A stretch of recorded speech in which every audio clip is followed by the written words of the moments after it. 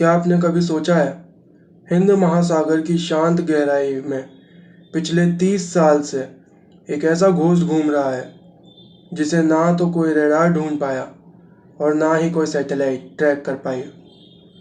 यह कोई कल्पना नहीं है। द इंडियन फाइल्स के आज के इस चैप्टर 2 द सीक्रेट गार्जियंस में मैं आपको लेकर चलता हूँ विशाखापट्टनम के उस एनक्लोज डॉक में, जहां भारतीय वैज्ञानिकों ने गहराइयों में एक ऐसी मशीन का निर्माण किया जिसने पूरी दुनिया के सभी सुपर पावर्स की नींद उड़ा दी। इस प्रोजेक्ट को नाम दिया गया प्रोजेक्ट ATV। यह एक ऐसा प्रोजेक्ट है जिसमें एक अदृश्य रक्षक बनाया गया। क्या आप इस अदृश्य रक्षक से मिलना चाहते हैं? तो चलिए इस वीडियो में मैं आपको मिलाता हूँ उस अदृश्य रक्षक से जिसे आज पूरी दुनिया ढूंढ रही है।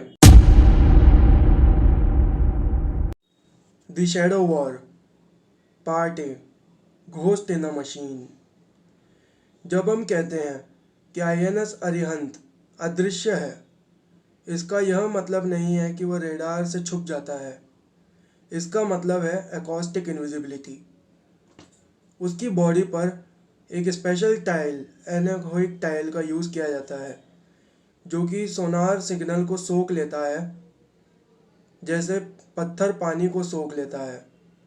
दुश्मन के रेडार पर केवल एक मछली समझकर वे उसे नज़रअंदाज कर देते हैं, जबकि उनके करीब उनकी मौत आई होती है। INS अरिहंत, इसलिए इसे हम कहते हैं अदृश्य रक्षक, क्योंकि यह हमें सुपर पावर्स से बचाता है। Part B, the scientist soldier paradox.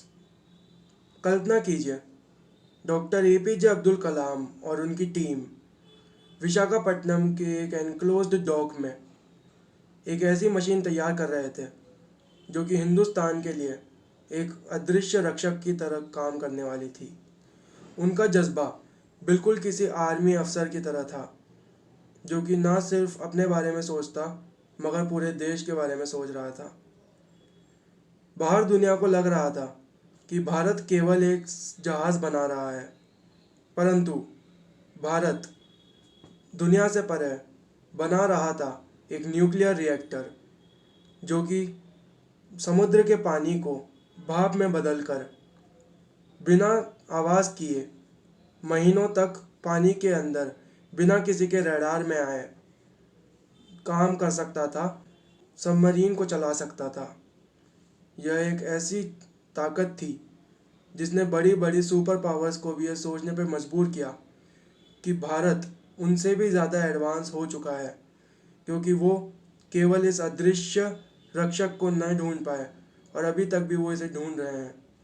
पिछले 30 सालों से ये एक सीक्रेट एजेंट की तरह हमारे पानी में रहकर हमारी रक्षा कर रहा है। अब हम आते हैं हमारे वीडियो के कंक्लूजन पर, द साइलेंट वार्निंग। यह केवल एक हथियार नहीं है, यह भारत के लिए सेकंड स्ट्राइक कैपेबिलिटी है। यदि कोई देश भारत की ज़मीन पर हमला करने की हिम्मत करता है, तो यह सीक्रेट गार्जियन INS विक्रांत उसे इसका वो विकराल चेहरा दिखाएगा जिससे सभी सुपर पावर्स घबराती हैं और जिसे वो कभी नहीं ढूंढ पाए। यह थी भारत के लिए एक बहुत ही प्राउड की बात, जिसने भारत को एक साइलेंट वॉरियर बना रखा है और इसने पूरी दुनिया भर में भारत को एक अनप्रिडिक्टेबल देश बना रखा है, क्योंकि भारत के पास इतनी एडवांसमेंट्स हैं जिससे पूरी सुपर पावर्स डरती हैं।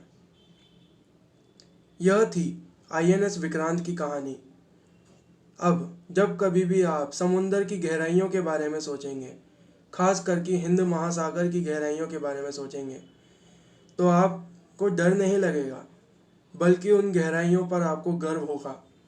उन साइंटिस्ट्स पर, उन वैज्ञानिकों पर आपको गर्व होगा।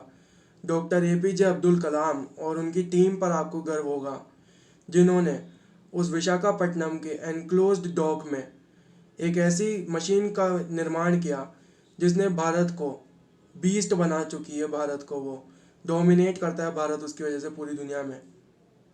इसी के साथ आज का हमारा chapter second the silent guardian ख़त्म होता है। मिलते हैं द इंडियन फाइल्स के अगले चैप्टर पर, क्योंकि यह बुक आगे चलते चलते और गहरे राज खोलेगी।